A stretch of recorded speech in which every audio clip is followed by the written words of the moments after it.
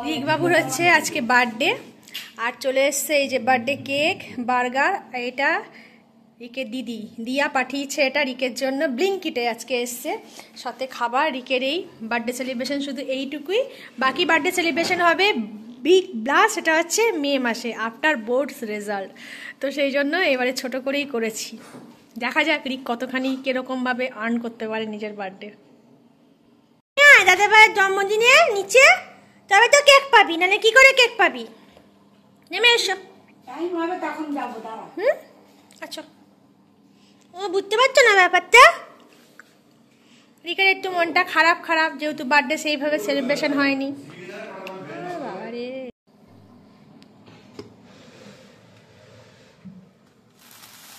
Happy birthday to you.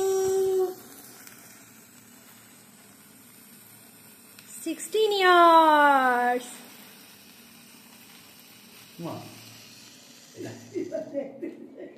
চলো তুমি খাবে, তোমায় একটু দেবে, তোমায় একটু দেবে। কাট কাট, কাছে টান কেকটা, তোমায় দেবে, একটু দেবে। Cut. Happy birthday to you, happy birthday to you, happy birthday to dear Rick, happy birthday to you. May the God bless you, may the God bless you, happy birthday to you, happy birthday to you.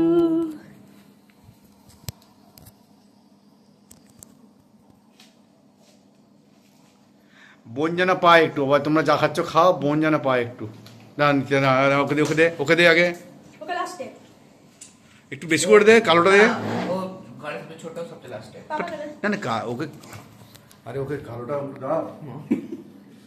দেবো ওকে না দিয়ে কি কে খায়? ঠাম্মাকে খাইয়ে আসো, যাও। ও বাবা, বাবা রে, আমার পায়ের উপর দিয়ে পাড়া দিয়ে চলে গেল। ওকে শুধু চকলেটটা দিস না, ওকে এই কেকটা দে। হ্যাঁ কেকটা দে, চকলেট কেক খাওয়া যাবে না ছোটন বেশি।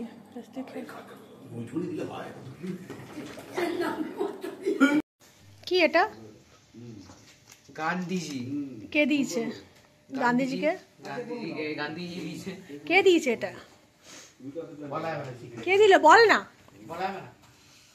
কে দিল? আমাদের ঘরে দুজন আর্নিং মেম্বার। তাহলে কি আমি নিয়ে নেবো টাকাটা? আমাদের ঘরে দুজন আর্নিং মেম্বার আছে। কে কে? আমার বাবা, হ্যাঁ, আর আমার ঠাম্মা। ঠাম্মা দিল বার্থডেতে 500 টাকা। বাহ, ভালোই, কপাল একেই বলে। কপালের নাম গোপাল। ভালোই হলো। এই কোথায় গেলে? বোনটা কই? এই একজন 500 টাকা পেলো বার্থডেতে। কে গো? ও ঠাম্মা দিয়েছে। জোর করে নিয়ে এসেছে নাকি? জানি না জোর করে নিয়েছে নাকি। কই জোর করে নিয়ে ঠাম্মা বের করে দেখে, ঠাম্মা তো কাউকে দেখে। ঠাম্মা আর্নিং মেম্বার। ঠাম্মা আমার থেকে বড় লোক। ঠাম্মা প্রচুর টাকা ইনকাম। হ্যাঁ তা বলি। ঠাম্মা আর্নিং মেম্বার। হ্যাঁ বলে দিয়েছে সব টাকা নিয়ে আসতে বলে। কি টাকা পুরো নিয়ে আসতে বলেছে। এটা ওই জন্য আমি দিয়েছি না, পেমেন্ট করেছি না। ও ওই জন্য ঠাম্মা ওখান থেকে নাতিকে ডোনেট করলো, বার্থডেতে গিফট দিল। বুবুদিও আবার ফোন করে বলেছে, বুবুদি আমি টাকা পাঠিয়ে দেবো। হ্যাঁ, সকালবেলা ফোন করে বলেছে। ডিনারে এই যে বটুরা, ছোলা বাটুরা খাচ্ছে সবাই। আর এই যে আমার সেনাটা কি করছো না? হ্যাঁ, গায়ে পা দিচ্ছিস কেন? আর আমার খাওয়া দাওয়া কমপ্লিট। এখন খাচ্ছি মঞ্জিসটা, কালারটা। Good evening. কালকের পরে আবার আজকে তোমাদের সাথে ব্লগ নিয়ে এলাম। অ্যাকচুয়ালি রিক এখন ঘরে থাকে, তো ওকে পড়ানো সব মিলিয়ে তোমাদের সাথে কথা বলা হয় না, গল্প করা হয় না। তার মধ্যে আর একটুখানি তোমার লেট মর্নিংও ঘুম থেকে উঠি, যেহেতু লেট নাইট ঘুমানো হচ্ছে, তো সেই জন্য তাড়াহুড়ো লেগে থাকে। তো এই জাস্ট জিম থেকে এলাম, এখন বাজে তোমার 6:30। রিক পড়তে গেছে, তো জাস্ট জিম থেকে এলাম। আর বেশ গরম পড়ে গেছে জানো, প্রচণ্ড গরম। আর এই যে মানেও ডিউটি থেকে চলে এসছে, আর খুব ঘাম হচ্ছে আজকে। তো মানে জিমে জাস্ট এসি চালিয়ে আমাদেরকে জিম করতে হয়েছে, এত গরম লাগছিল, পুরো ঘেমে গেছি একদম। তার মধ্যে লেগ ডে, তো চলো আজকে এখন আমি ডিনার করব না, কারণ আজকে একটা স্পেশাল ডিনার রেসিপি হবে, সেটা তোমাদের সাথে শেয়ার করব, একটা কন্টিনেন্টাল ফুড। তো চলো যাই, ড্রেস ফ্রেস চেঞ্জ করি, একটু ফ্রেশ হই, তারপরে একটু লেট করেই করবো, কারণ রিক আর ঘরে ঢুকতে হতে মোটামুটি 8টা 8:30 বাজবে। তো তখন সবাই মিলে একসঙ্গে গরম গরম করবো আর খাবো আর কি। একজন এত ঠান্ডা নেই, আর গরম পড়ে গেছে, আর ঠান্ডা নেই। কিনা কেমন হলো এক্সাম? ভালো। তোর তো সবসময় ভালোই হয়, রেজাল্টটা খারাপ হয়। তো এখন আমরা বিকেলে স্ন্যাক্সে খাবো, কালকের কেকটা রয়েছে এখন আধা, ওটা খাবো। চলে এসছি কিচেনে, বানাবো এগ স্টিকি রাইস। তো এই দেখো স্টিকি রাইস, যেটা আমি মালয়েশিয়া থেকে কিনে নিয়ে এসেছিলাম। তো এই যে প্যাকেটটা, অনলাইনেও তোমরা সার্চ করবে স্টিকি রাইস বলে, তোমরা পেয়ে যাবে। একটু কস্টলি হয়, কিন্তু খেয়ে কোনোদিনও ট্রাই করে দেখো, খুব ভালো লাগে। খানিকটা দেখেছো চালটা এরকম। আর কুকার আমি বসিয়ে দিয়েছি, কুকারের মধ্যে রান্না করব। আর এখানে পেঁয়াজ কুচিয়ে নিয়েছি। তো চলো কী করে স্টিকি রাইস রান্না করি, খুব ইজি আর খুব টেস্টি একটা রেসিপি। তো সবার প্রথমে হোয়াইট রিফাইন অয়েল দেব, একদম সামান্য দিলাম। পেঁয়াজটাকে তো ফ্রাই করতে হবে, ব্যাস সিম্পল, একদম সিম্পল রেসিপি। খুব তো কন্টিনেন্টাল, মানে ফরেনাররা তো অত স্পাইসেস ওরা আমাদের মতো খায় না, ইন্ডিয়ানদের মতো খুবই সিম্পল হয় ওদের সমস্ত কিছু। কিন্তু আমার মানে যদি বলতে চাও, মানে পার্সোনালি ভীষণ ভালো লাগে এ ধরনের কন্টিনেন্টাল ফুডগুলো। আমাদের বাড়িতে সবাই, মানে মানুরি সবাই ভীষণ পছন্দ করে। তো পেঁয়াজটাকে আগে এখানে ফ্রাই করে নেবো।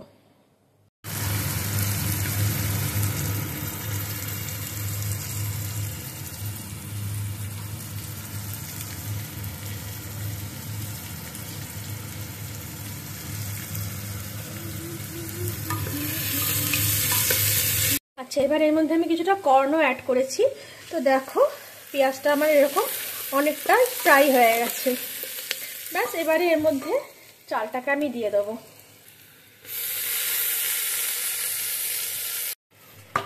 ব্যাস এবারে এর মধ্যে জল অ্যাড করব। যত কাপ চাল ঠিক তার ডবলের সামান্য 1 আঙুলের মতো কম হচ্ছে জল অ্যাড করব। ব্যাস জল অ্যাড করে দিচ্ছি, নুন অ্যাড করলাম টেস্ট অনুযায়ী নুন, খুব ভালো করে মিক্সিং করব। ব্যাস প্রেসারে এবার একটা সিটি দিলেই তৈরি। চলো থাই সস বানাবো।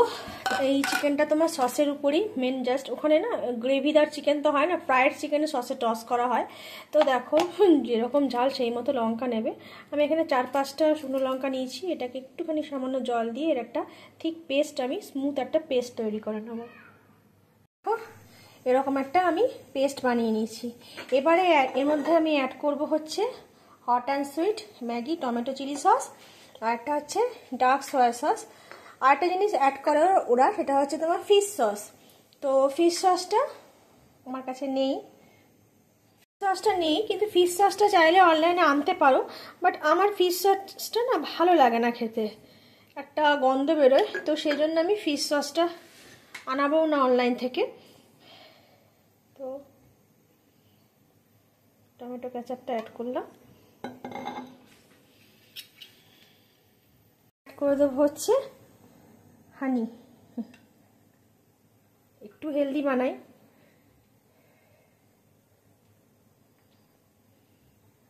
2 চামচ ভরে ভরে হানি অ্যাড করলাম। ব্যাস এবার খুব ভালো করে সসটাকে রেডি করে নেব।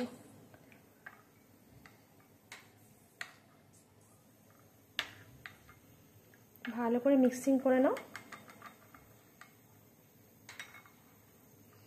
দেখছো কি রিচ এসছে কালারটা।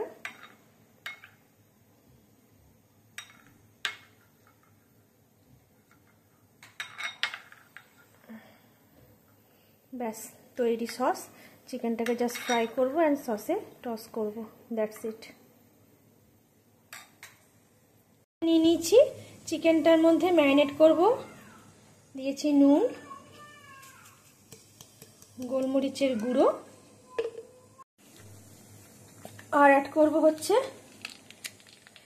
জিঞ্জার গার্লিক পেস্ট, আর অ্যাড করব হচ্ছে কর্নফ্লাওয়ার।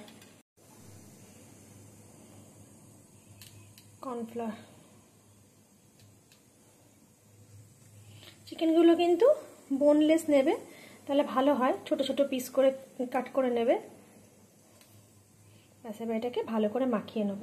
দেখো ডিমটা ফ্রাই করে নিয়েছি, যেহেতু রাইসে দেবো, স্টিকি রাইসটায়, এগ ফ্রাইড রাইস, যেহেতু এগ স্টিকি ফ্রাইড রাইস। আর এই দেখো চিকেনটাও এখানে ম্যারিনেট করে রাখা ছিল। বেশ খানিকটা তেল দিয়ে দিয়েছি, ডিপ ফ্রাই যেহেতু করবো চিকেনটাতে, অনেকটা তেল দিয়ে দেওয়া হয়েছে। এবার এর মধ্যে ডিপ ফ্রাই করবো চিকেনটাকে। আর এবছর যেন রিকের বার্থডে সেরকমভাবে সেলিব্রেশন করিনি, সেরকমভাবে বলা তো দূর কথা, মানে সেলিব্রেশন করিনি, শুধু জাস্ট ওই কেক কাটিংই করেছি। অ্যাকচুয়ালি পিবোর্ড 2তে রেজাল্টটা ওর খুব মানে আমার স্যাটিসফাইং রেজাল্টও করতে পারেনি, কিছু কিছু নিজের ভুলের জন্য সিলি মিস্টেক করেছিল। তো কী আর বলবো, কিছু তো বলার নেই, কিন্তু কিছু তো একটা পানিশমেন্ট দিতেই হবে। তো আমি ওই জন্য ওর সঙ্গে একটা ডিলিং করেছিলাম যে যদি ভালো মতো বোর্ডে রেজাল্ট করতে পারে তবেই ওর একটা গ্র্যান্ড পার্টি আমি অর্গানাইজ করব। যেমন প্রত্যেকবার হয়, আমি নিজেও ঘরে বিভিন্ন ধরনের পুরো একদম মেনু সাজাই, তার সাথে থাকে হোটেলের একটা পার্টি, সেটা বিবিকিউ হোক বা পুষ্পাঞ্জলি হোক। জেনারেলি ও বিবিকিউটাকেই প্রেফার করে, বাট এবার কিছুই করিনি। বলেছি সব কিছুই কন্ডিশন, বাচ্চাদের তো সব কিছু চাইলেই দিতে নেই, তাই না বলো? মানে কোনো জিনিসের অভাবটা না ওদেরকে বোঝাতে হয়, না বোঝালে না ওরা বুঝতে পারে না যে জীবনে আর্নিংটা কতটা জরুরি অনেস্ট পথে থেকে। আর এখন যা কম্পিটিশান, একটুখানি যদি স্ট্রিক্ট না হওয়া যায় তাহলে কিন্তু খুব মুশকিল বাচ্চাদের নিজেদের মানে লাইফে সেটেল হওয়ার জন্য। আমরা নিজেরাও অনেক স্ট্রাগল করে তারপরে গিয়ে আজকে এই স্টেজে এসেছি। তো সেই জন্য চাই না ওর লাইফেও সেরকম কোনো স্ট্রাগল আসুক বা কিছু, আর তাই ওর লাইফটা যাতে স্মুথ আসে সেই জন্যই আমার এই একটা ডিসিশান। দেখি কতখানি কি ও করতে পারে, যে টার্গেটটা আমি ওকে দিয়েছি সেটাও আদৌ অ্যাচিভ করতে পারে কি না পারে। যদিও আমার নিজেরও খুব মনটা কিন্তু খারাপ ছিল। তো দেখা যাক, ভগবান যা করেন মঙ্গলের জন্যই করে। Let's see.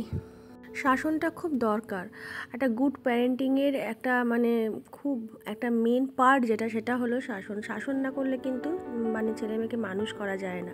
সঠিক পথে আনতে গেলে তোমাকে শাসন আনতেই হবে, পানিশমেন্ট তোমাকে করতেই হবে। সসটা দেখো দিয়ে দিলাম খুব ভালো করে, লেমনটাও দিয়ে দিলাম। এবারে হচ্ছে ফ্রাইড যে চিকেনগুলো রয়েছে সেগুলোকে এর মধ্যে দিয়ে টস করতে হবে। আর যে পাতাটা দিলাম সেটা কিন্তু গন্ধরাজ লেবুর পাতা। ব্যাস, খুব ভালো করে টস করতে থাকো।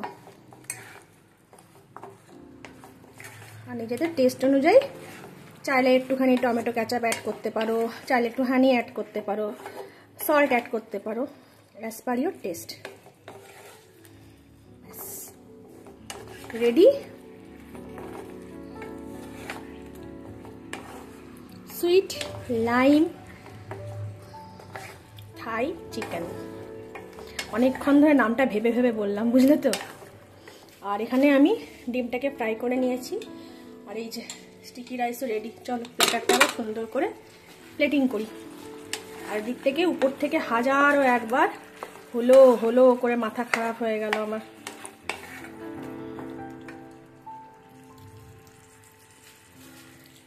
এইটা এই খাওয়ার কাছে কেন তাও বসে আছে। কেমন হয়েছে স্টিকি রাইস? ভালো হয়েছে? স্টিকি এগ রাইস উইথ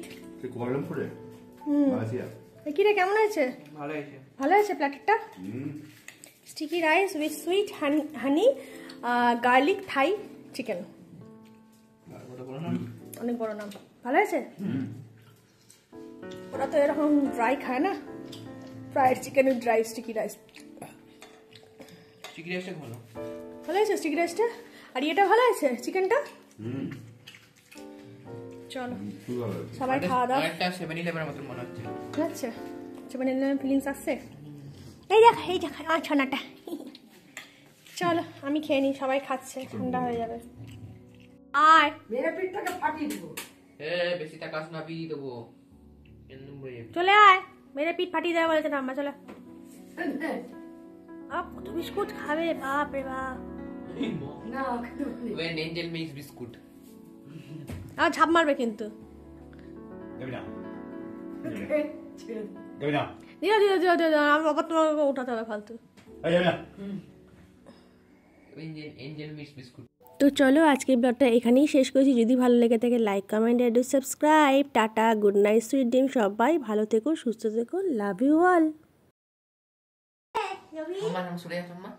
ঠাম্মা এই চলে যাও, দেখতে পাচ্ছি দেখতে জামা কোথায় চলে যাও তুমি দেখছি আরে পিছনে যাও দেখতে পাচ্ছি তোমাকে বিস্কুটটা দিদা নাহলে আমার ঝাপ মারবে। দিদামা দেখছি দিদামা পাপু দিদাম দিয়ে না পিছন দিকে তো দেখো। পড়ে যাবে একজন।